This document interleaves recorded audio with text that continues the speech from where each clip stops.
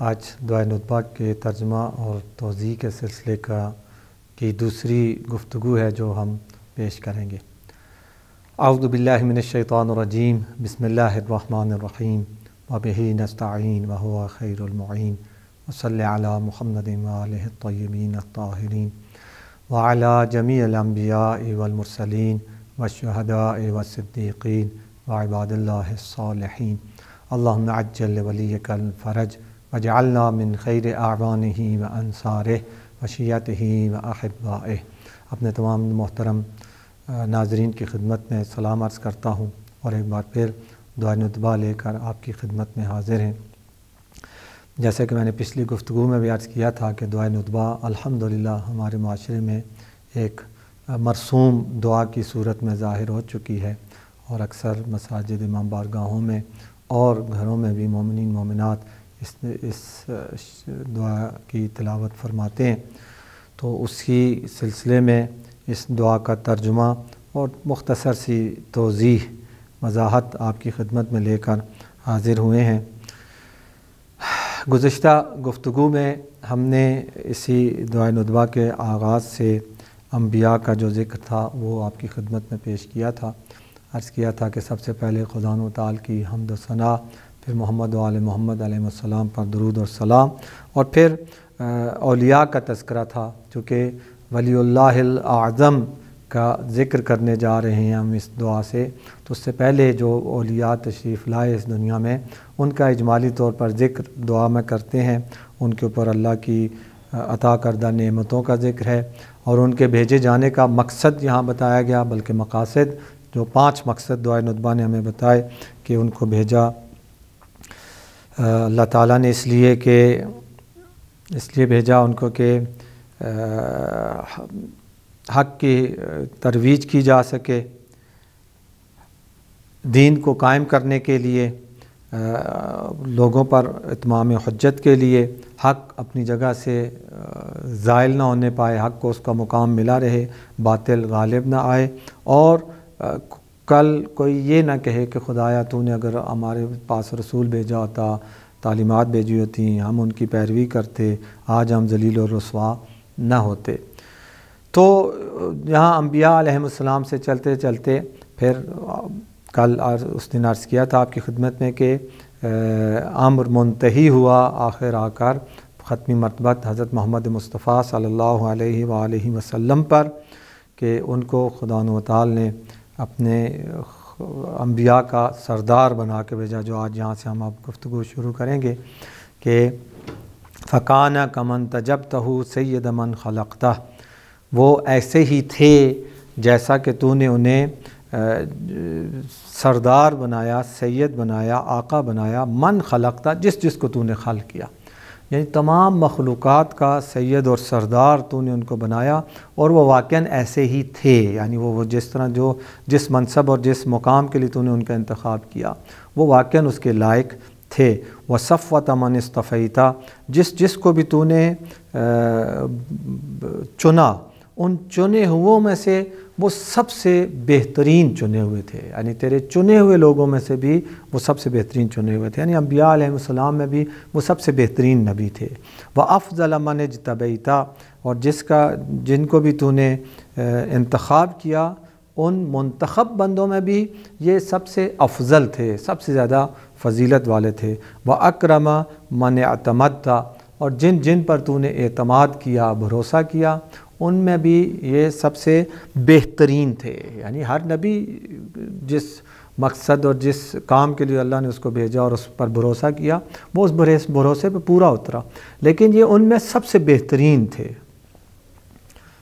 قدمتہ علی انبیائک، تو نے ان کو اپنے تمام نبیوں پر مقدم کیا، ان کو ان تمام نبیوں سے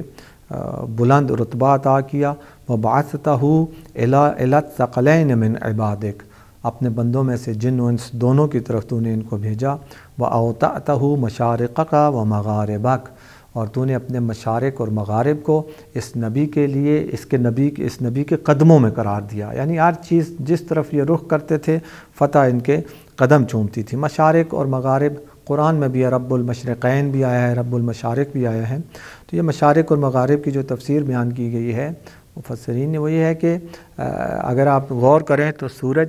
ہمیشہ ایک نقطے سے نہیں نکلتا، مشرق کی طرف سے نکلتا ہے، لیکن سال کے مختلف دنوں میں اس کے نکلنے کی جگہ مختلف ہوتی ہیں۔ مشرق کی سمت میں مثلا پہلے اس طرف سے نکلتا ہے، پھر اس طرح چلتے چلتے ادھر تک آتا ہے، تو اس طرح سے ایک مشرق کی سمت میں بہت سارے نکات ہیں جہاں سے وہ نکلتا ہے۔ تو جب مشرق کا آ جاتا ہے تو پھر مشرق سے مراد یہ سارے وہ نقطے جہاں سے سورج نکلتا ہے مختلف سال کے موسموں میں، وہ سارے اس میں آ جاتے ہیں۔ جب مشرقین کا آ جاتا ہے تو مشرقین سے مراد یہ کہ وہ اس طرف جو نقطہ ہے دائیں طرف مشرق کی اور بائیں طرف جن دو نقطوں کے درمیان میں سے مختلف سال کے اوقات میں نکلتا ہے، وہ دو نقطے مراد ہیں۔ یہ دو مشرق ہیں اور اس کے مقابلے میں پھر دو مغرب بھی بن جاتے ہیں، یعنی جہاں پہ وہ دو نقطے جہاں سے جن دو نقطوں کے درمیان سے سورج غروب ہوتا ہے۔ اور جب مشارق اور مغارب کا آ جاتا ہے تو وہ تمام نکات مراد ہوتے ہیں جہاں سے سورج سال کے مختلف موسموں میں اور ایام میں نکلتا ہے۔ تو مشارق و مغارب کو مراد یہ ہے کہ اس پوری کائنات کو یا پوری زمین کو جو ہے تو نے ان کے قدموں میں قرار دیا۔ وَسَخَّرْتَ لَهُ الْبُرَاقَ، اور صرف زمین کو ان کے قدموں میں قرار نہیں دیا بلکہ براق کو، جو بجلی کی طرح براق لے جانے والا تھا، اس کو بھی ان کے لیے مسخر قرار دیا، یعنی انہوں نے وہ بھی ان کے لیے قابل تسخیر تھا، اسے مسخر کیا، ان کے تابع بنایا، ان کا مطیع بنایا، اور وہ براق پر بیٹھ کر وہ عرجت بہ الی سمائک، کہ اس براق کے اوپر بیٹھ کر تو لے گیا ان کو، اپنے نبی کو، اپنے حبیب کو، الی سمائک، اپنے آسمان کی طرف۔ وَأَوْدَعْتَهُ عِلْمَ مَا كَانَ وَمَا يَكُونُ، بہت بڑی بات کہ تو نے ان کے اندر، ان کے قلب میں ڈالا علم ما کان وما یکون۔ ما کان یعنی جو ہو چکا، ما یکون جو ہوگا، یعنی ماضی کا بھی سارا علم اور مستقبل کا بھی سارا علم ان کے قلب میں ڈالا۔ کہاں تک؟ ما یکون جو ہوگا، کہاں تک؟ الی انقضاء خلق، تیری مخلوقات کے ختم ہونے تک۔ اب اس سے ظاہری طور پر ہم قیامت ہی مراد لیں گے، قیامت تک کا سارا علم ان کو تو نے عطا کیا۔ اور رب زدنی علما، پہلے خود کہلوایا کہ اے میرے حبیب کہو رب زدنی علما، اور پھر اودعتہ علم ما کان وما یکون الی انقضاء خلق، یعنی تمام علوم سے، اپنے علم سے تو نے جتنا تو چاہتا تھا انہیں نوازا۔ ثم نصرتہ بالرعب، اور پھر تو نے مدد کی اپنے نبی کی، نصرت کی اپنے نبی کی، بالرعب، رعب کے ذریعے سے، یعنی دشمنوں کے دلوں میں حضور کا رعب ڈال دیا۔ وَحَفَفْتَهُ بِجَبْرَائِیلَ وَمِیکائیل، اور اپنے فرشتوں کے جو سردار تھے جبرائیل و میکائیل، ان کے ذریعے سے ان کی مدد کی۔ وَالْمُصَوِّمِینَ مِن مَلَائِکَتِک، اور تیرے فرشتوں میں سے جو نشان والے، مور والے فرشتے تھے، مخصوص فرشتے تھے، ان فرشتوں کے ذریعے بھی تو نے اپنے نبی کی مدد کی، یعنی اس نبی کو بھیج کر پھر اس نبی کی خدائی کیا کہتے ہیں اسے، آسمانی مخلوقات کے ذریعے اس نبی کی مدد کی۔ وَوَعَدْتَهُ أَن تُظْهِرَ دِينَهُ عَلَى الدِّينِ كُلِّهِ، بہت بڑی بات، خدا تعالی نے اپنے نبی سے وعدہ کیا کہ اے نبی تیرا دین تمام دینوں کے اوپر ظاہر ہو جائے گا، غالب ہو جائے گا، سب باطن میں بیکس پہ چلے جائیں گے، تیرا دین سب سے آگے آئے گا۔ وَلَوْ كَرِهَ الْمُشْرِكُونَ، اگرچہ مشرکوں کو یہ برا ہی کیوں نہ لگے، یعنی کسی کو برا لگتا ہے تو بے شک برا لگے، لیکن خدا تیرے دین کو نافذ اور رائج کر کے رہے گا۔ وَذَلِكَ بَعْدَ أَن بَوَّأْتَهُ مُبَوَّأَ صِدْقٍ مِّنْ أَهْلِهِ، اور یہ کام تو نے اس وقت کیا جب تو نے اس نبی کو اس کی جو سچی، اس کی جو منزلت تھی اس پر اس کو پہنچا دیا۔ وَجَعَلْتَ لَهُ وَلَهُمْ أَوَّلَ بَيْتٍ وُضِعَ لِلنَّاسِ لَلَّذِي بِبَكَّةَ مُبَارَكًا وَهُدًى لِلْعَالَمِينَ، اور تو نے ان کے لیے قرار دیا، اپنے نبی کے لیے اور ان کے ماننے والوں کے لیے، اول بیتٍ، جو سب سے پہلا گھر تھا، اس جو سب سے پہلا گھر تھا اور لوگوں کے لیے بنایا گیا تھا مکہ میں، اس گھر کو تو نے ان کے لیے مبارک، باعث برکت اور باعث ہدایت عالمین کے لیے قرار دیا۔ یعنی یہ اللہ کا احسان ہے اور لطف ہے نبی صلی اللہ علیہ وسلم پر کہ مکہ کو لوگوں کی ہدایت اور لوگوں کی رہنمائی کے لیے قرار دیا اور باعث برکت اور باعث ہدایت بنایا۔ یہ جو مکہ خانہ خدا ہے، فیہ آیات بینات، اس کے اندر نشانیاں ہیں، بہت ہی آشکار اور روشن نشانیاں ہیں، جن میں سے ایک کیا ہے؟ مقام ابراہیم. میں نے گزشتہ گفتگو میں بھی اشارہ کیا تھا، حضرت ابراہیم علیہ السلام کے بارے میں آئے گا کہ مقام ابراہیم ہے، یعنی وہ جگہ جہاں پہ وہ پتھر رکھا ہوا ہے، جس پتھر پہ کھڑے ہو کے حضرت ابراہیم علیہ السلام نے خانہ کعبہ کی دیواروں کو اونچا کیا تھا. وَمَن دَخَلَهُ كَانَ آمِنًا، اور یہ بھی اللہ نے احسان کیا اور لطف کیا کہ من دخلہ کان آمنا، کہ جو بھی خانہ کعبہ میں داخل ہو گیا خدا اسے امان دیتا ہے. وَقُلْتَ إِنَّمَا يُرِيدُ اللَّهُ لِيُذْهِبَ عَنْكُمُ الرِّجْسَ أَهْلَ الْبَيْتِ وَيُطَهِّرَكُمْ تَطْهِيرًا. اور اے اللہ، اے رب پروردگار، تو نے یہ بھی فرمایا کہ میں اللہ نے ارادہ کیا ہے کہ اے اہل بیت، آپ سے رجس کو، پلیدی کو، ناپاکی کو دور کر دوں گا اور آپ کو پاک اور پاکیزہ بنا دوں گا جیسا کہ پاکیزہ بنانے کا حق ہے. یعنی کسی قسم کا کوئی عیب آپ میں نہیں پایا جائے گا. یعنی پاکیزگی اور طہارت کا جو حق بنتا ہے کہ طاہر ہو، اس طرح سے میں آپ کو طاہر اور مطہر بنا دوں گا. ثم جعلت اجر محمد صلواتک علیہ وآلہ مودتہم فی کتابک. اور پھر ان اہل بیت کو جب پاکیزہ اور طاہر کر دیا، یہ حکم نازل کر دیا، تو پھر اس کے بعد فرمایا کہ ان کی مودت کو اور محبت کو اپنی کتاب لا ریب کتاب قرآن میں اجر قرار دیا نبی صلی اللہ علیہ وسلم کی اس کار رسالت کا. یعنی یہ نبی صلی اللہ علیہ وسلم نے مطالبہ نہیں کیا تھا، نبی کی خواہش نہیں تھی کہ میری اولاد سے محبت کی جائے میرے اس اجر کار رسالت کے اجر کے طور پر، بلکہ خدا نے قرار دیا. خدا نے کہا، امت سے کہا کہ اے امت، تم تک میرے نبی نے میرا پیغام پہنچایا، تمہیں جہالت کی اتھاہ گہرائیوں سے اسلام کی نورانیت سے منور کیا، تو یہ جو اس نے تمہارے ساتھ اتنا بڑا کام کیا ہے، اس کام کی اجرت میں اللہ یہ قرار دے رہا ہوں کہ تم اس نبی کی آل سے، جس آل کو میں نے طاہر اور مطہر بنایا ہے، پاک اور پاکیزہ بنایا، ان سے تم مودت رکھنا، ان سے تم محبت کرنا.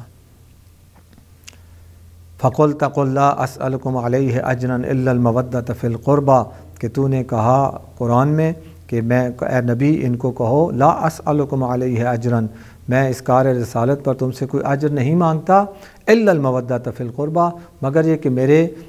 قریبی جو ہیں، جو میرے اہل بیت ہیں، ان سے تم مودت رکھنا. وَقُلْتَ مَا سَأَلْتُكُم مِّنْ أَجْرٍ فَهُوَ لَكُمْ. اور پھر اے اللہ، تو نے دوسرے مقام پہ قرآن میں کہا کہ یہ جو تم سے میں نے سوال کیا ہے، یعنی نبی نے سوال کیا ہے، من اجر کا فہو لکم، یعنی یہ نہ سمجھنا کہ اہل بیت سے محبت رکھنے سے، تمہاری مودت اور محبت کرنے سے اہل بیت کو کوئی فائدہ ہوگا، نبی کو، ان کے خاندان کو کوئی فائدہ ہوگا. اس مقصد کے لیے ان کی مودت تمہارے اوپر فرض نہیں کی گئی ہے، بلکہ ما سألتکم من اجر فہو لکم، وہ مودت اور محبت اس کا اصلی فائدہ بھی تمہیں ہوگا. اہل بیت کے ساتھ محبت کرو گے تو اس محبت کا فائدہ تمہیں ہوگا. سچوں کے ساتھ محبت کرو گے تو تم سچے بن جاؤ گے، یہ سچا بننا تمہیں اس مودت کے ذریعے سے نصیب ہوگا. زین العابدین سے محبت کرو گے تو پھر عبادت گزار بن جاؤ گے، اور یہ عبادت گزار بننے کا فائدہ تمہیں ہوگا. اسی طرح علی شیر خدا سے مثلا ایک شجاع، ان سے محبت کرو گے شجاعت آئے گی تم میں. امام موسیٰ کاظم سے محبت کرو گے کظم غیظ آئے گا تمہارے اندر. امام رضا علیہ السلام سے محبت کرو گے خدا کے فیصلوں پر راضی رہو گے. امام تقی سے محبت کرو گے تقوی آئے گا تمہارے اندر. امام نقی سے محبت کرو گے تو پاکیزگی آئے گی تمہارے اندر. امام حسن سے محبت کرو گے تو حسنات آئیں گی تمہارے اندر. امام مہدی سے محبت کرو گے تو ہدایت ملے گی تمہیں. تو یعنی ان پاکیزہ ہستیوں سے محبت کرو گے تو اس محبت کا فائدہ ان پاکیزہ ہستیوں کو نہیں ہوگا، یا اس کے لیے تو یہ مودت فرض نہیں کی گئی ہے کہ ان کو فائدہ پہنچایا جائے، نہیں، بلکہ اس کا فائدہ بھی ڈائریکٹ جو فائدہ ہوگا وہ خود تمہیں ہوگا. صحبت کا جو اثر ہوتا ہے کہتے ہیں، تو انسان جس سے محبت کرتا ہے، جس کو اپنا آئیڈیل بناتا ہے، جس کو دل و جان سے چاہتا ہے، یہ انسان کی فطرت ہے کہ وہ پھر اپنے آپ کو اس جیسا بنانے کی کوشش کرتا ہے. تو جو ان تطہیر کے وارث ہستیوں سے جو محبت کرے گا تو خود بخود اس کے اندر یعنی اس کی فطرت کا تقاضا کہ اس کے اندر وہ طہارت آتی چلی جائے گی، اور یہ طاہر ہوگا، پاکیزہ ہوگا انسان، مودت کرنے والا، موالی، محب، تو اس کا فائدہ خود اس کو ہوگا۔ وَقُلْتَ مَا أَسْأَلُكُمْ عَلَيْهِ مِنْ أَجْرٍ إِلَّا مَنْ شَاءَ أَنْ يَتَّخِذَ إِلَىٰ رَبِّهِ سَبِيلًا، اور یہ بھی تو نے اپنی لاریب کتاب میں فرمایا، اپنے نبی سے کہلوایا کہ مَا أَسْأَلُكُمْ عَلَيْهِ مِنْ أَجْرٍ، میں نے تم سے جو رسالت کا اجر مانگا ہے وہ نہیں مانگا ہے، الا مگر من شاء، اس سے جو چاہتا ہے، ان یتخذ الی ربہ سبیلا، کہ اپنے رب تک پہنچنے کا راستہ پا لے۔ یعنی اہل بیت علیہ السلام سے محبت کرنا یہ راستہ ہے عبد کا خالق تک پہنچنے کا، یعنی جو اپنے رب تک اور اپنے خالق اور معبود تک پہنچنا چاہتا ہے تو اسے چاہیے کہ وہ کیا کرے، وہ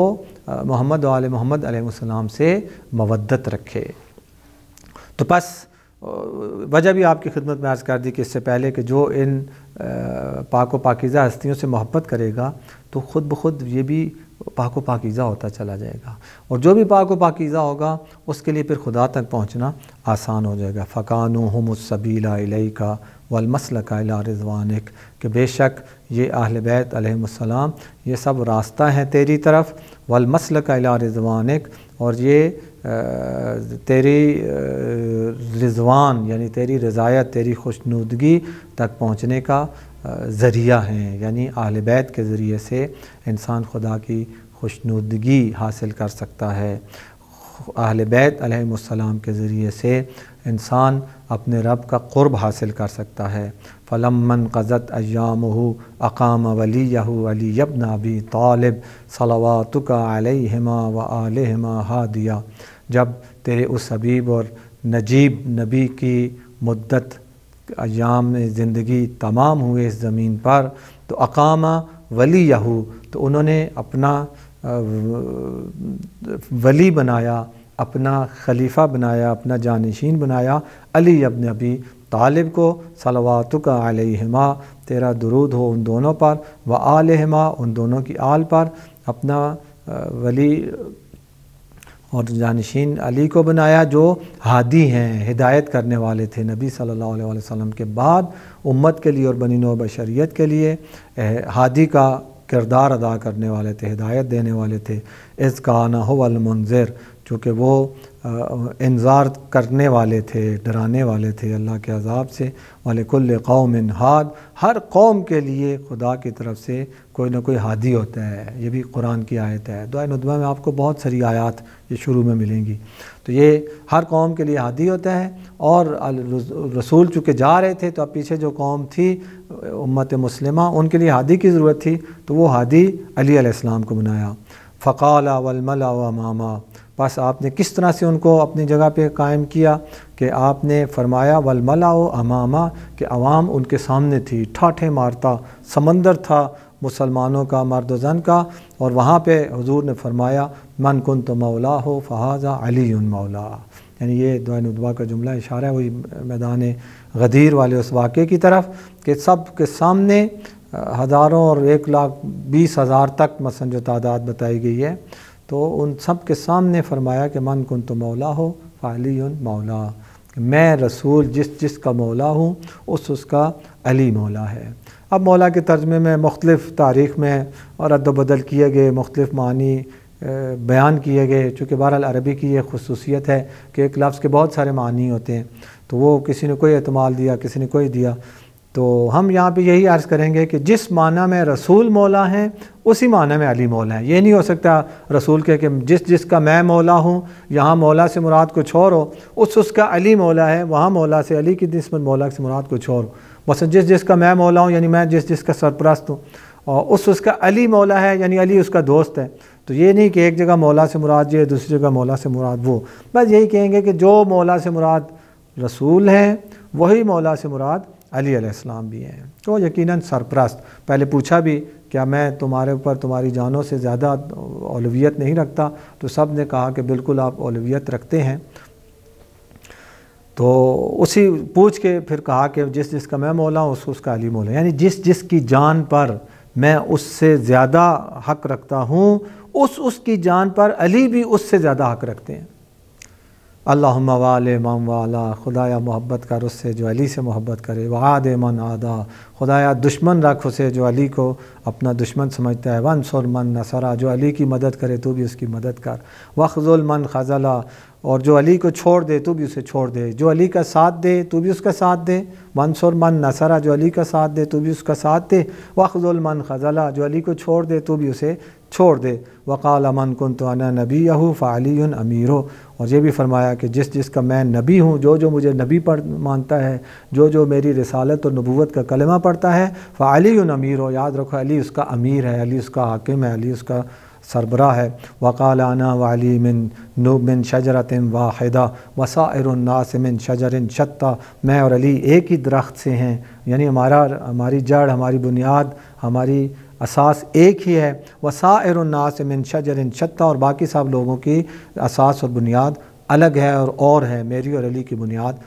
ایک ہی ہے، یعنی میں اور علی ایک ہی منبع سے ہیں، ایک ہی جگہ سے ہیں۔ وَأَحَلَّهُ مَحَلَّ ہارون من موسیٰ، اور ان کو اس مقام پہ قرار دیا، اس مقام پر ان کو جگہ عطا کی جس مقام پر ہارون کو موسیٰ سے تھی۔ فقال له انت منی بمنزلۃ ہارون من موسیٰ الا انہ لا نبی بعدی، کہ علی تجھے مجھ سے وہی نسبت حاصل ہے جو ہارون کو حضرت موسیٰ سے حاصل تھی، مگر یہ کہ میرے بعد نبی نہیں ہوگا، موسیٰ کے بعد نبی تھے، میرے بعد کوئی نبی نہیں ہوگا۔ وزوجہ ابنتہ سیدۃ نساء العالمین، اور پھر علی سے شادی کی اپنی بیٹی، اس بیٹی کی جو عالمین کی عورتوں کی سردار ہیں۔ وَأَحَلَّ لَهُ مِن مَسْجِدِهِ مَا حَلَّلَ لَهُ وَسَدَّ الْأَبْوَابَ إِلَّا بَابًا،